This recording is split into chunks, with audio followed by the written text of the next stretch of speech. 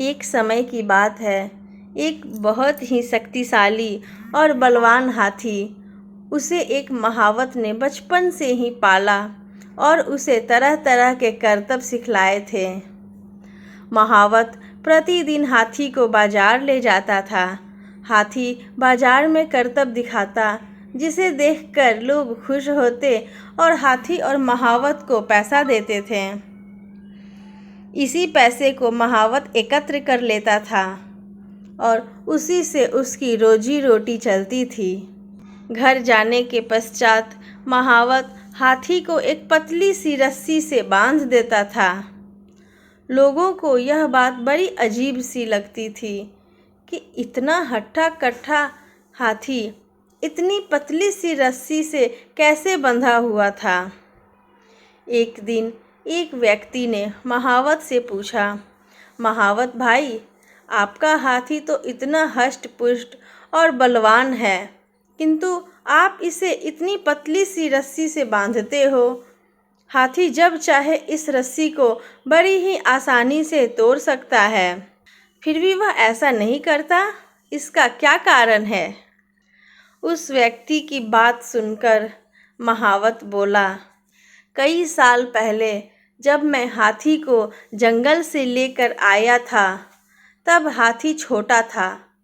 तब मैं इसे इसी तरह की पतली रस्सी से बांधा करता था। उस समय हाथी बहुत छोटा था। उसने कई बार इस रस्सी को तोड़ने का प्रयास किया, किंतु बचपन में वह इसे नहीं तोड़ सका। धीरे धीरे उसके मन में यह बात बैठ गई कि वह कभी भी इस रस्सी को नहीं तोड़ पाएगा। अब हाथी बड़ा हो चुका है। वह चाहे तो एक ही झटके में इस रस्सी को तोड़ सकता है, किंतु हाथी अब इस रस्सी को तोड़ने का प्रयास भी नहीं करता, क्योंकि वह सोचता है कि वह इस रस्सी को नहीं तोड़ पाएगा। किंतु अब वह चाहे तो इस रस्सी को एक ही झटके में तोड़ सकता है।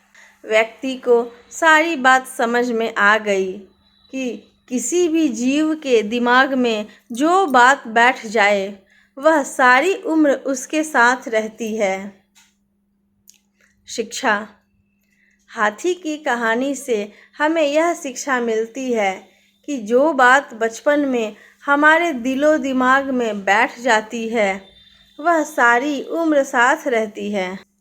इसलिए बच्चों को बचपन में अच्छी सीख देनी चाहिए, ताकि वह सारी उम्र उस पर अमल कर सके। दोस्तों, अगर आप हमारे चैनल पर नए हैं तो कृपया हमारे चैनल को लाइक और सब्सक्राइब करें। धन्यवाद।